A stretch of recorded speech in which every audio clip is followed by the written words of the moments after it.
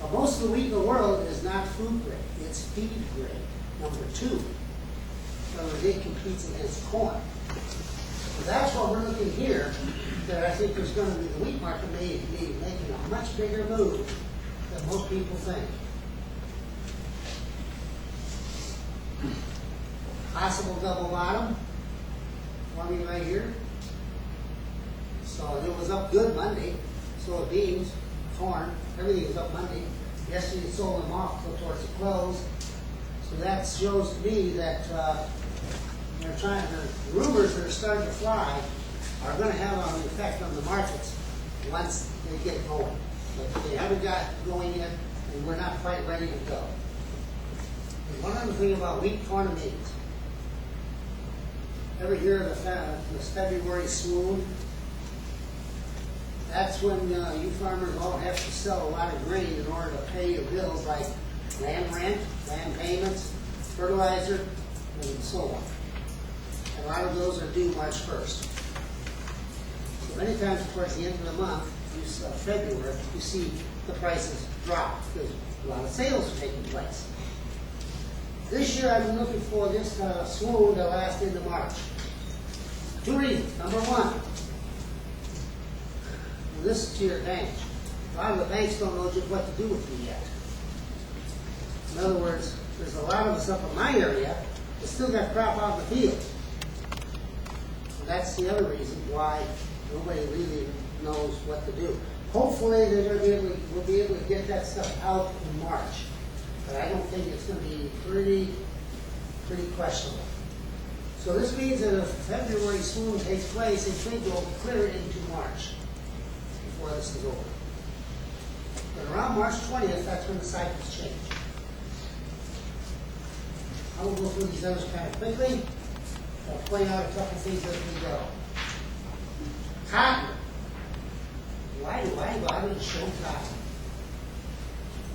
If you're raising soybeans, you ought to be interested. Acres, one of them, yep, what's the other one? Cottonseed competes with soybean meal and soybean oil. Down south, they feed a lot of cottonseed. We don't see it much up here. I guess you can get it, but you have a special order. Who wants to go there? Looking here, 80 cents. It's hit a new high. It costs about 75 cents a pound to raise cotton. And that's according to a banker down in Amarillo, who is a client of mine, and he told me about what it costs. And that's how they figure it up there when they're loaning money to cotton farmers. Of course, Amarillo will love it. That's some of the cotton areas of the whole U.S., number 1. There's 22 counties there around Lubbock and going up into Amarillo. They raise more cotton than any place else in the country. And I've been down there and seen some of that. And that's all they raise is cotton. Some of it's irrigated, some of it isn't. But look at this. Kind of just came down, blew out everybody that was long, and with stop orders, nobody couldn't get any more, and she went straight up. Now, if you want some real action, try this one, sugar. Now, if you're a corn farmer, you ought to be interested in sugar. Since they corn sweeteners compete against sugar, ethanol. You make ethanol out of sugar as well as corn.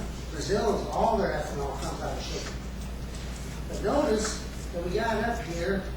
This is maybe 29 cents a pound, and we had this.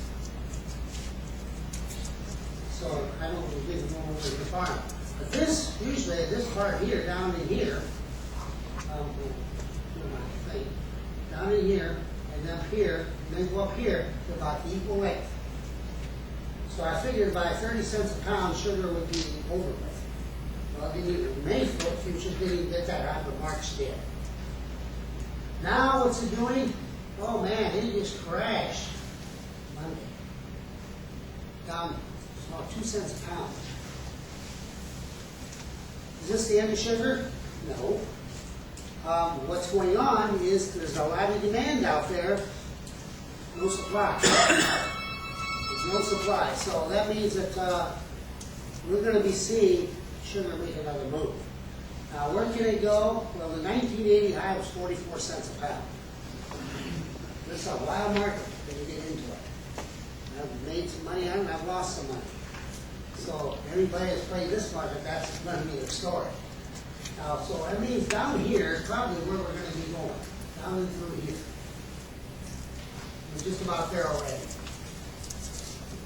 Sugar should make a big move from the mid-March to about 1st of June. That's going to be the inflation cycle. So watch this one. When sugar gets real high price, that means corn's going to go up too. Any cattle feeders here? Any of them still surviving?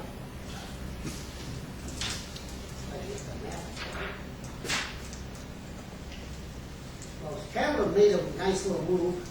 And look at this. Is it possible that could be another low there? Not sure. But it went through here. She went above it. So this means that this thing is, cattle is going higher. Well, it's about time. You guys have been starving for the last 2 years. I'm surprised you're still in the business. It's important. What's your banker think? I'm not asking you personally. I'm just throwing these questions out. I got several banks that want to be addressing here too by the 13th of March. So one of them is a big cattle feeder bank. So I'm going to ask them specifically, how do you justify all this? I'm wanting money for cattle. Right now, look at the charts, we can do it because it's going up. But also, watch this, right here. It's been going up, it's going to be starting to head south there pretty soon. Any hog feeders? All gone, huh? I'll tell you, hogs, we got a couple of big hog feeders up in my area. I'm wondering just how much longer they can hold in there. These prices down here, down in the 40s or 50s, you can't make money in hogs that way. It costs about 70 cents a pound. These guys are not going to be doing too well. Now, they got inflation coming up. It's down right now. Yesterday it was down again quite a bit. So we got this little low right here. So that hopefully will hold it. Now that's at 68, 66 cents. Let's see if that holds. But still, you're not making any money. The hog farmers haven't made any money, what, in the last 2 years? I think they're in worse shape than you are. Cattle feeders. So, imagine, you only lose $10 a head. You have 45,000 head. That'll be, after a while, that becomes a chunk of change. And if corn goes up, you're going to have some interesting problems there, too. I do know we got a couple of gold bugs in here. Right here, this is an interesting one, and here. Now, and right here. Now, what happened in those 3 times? Currency problems. Things were looking all right here after Dubai, this is the U.S. dollar. Then, all of a sudden, we got out with Dubai, right in here, having a problem. But nobody seemed to be too worried about it here in this country. But what happened over here?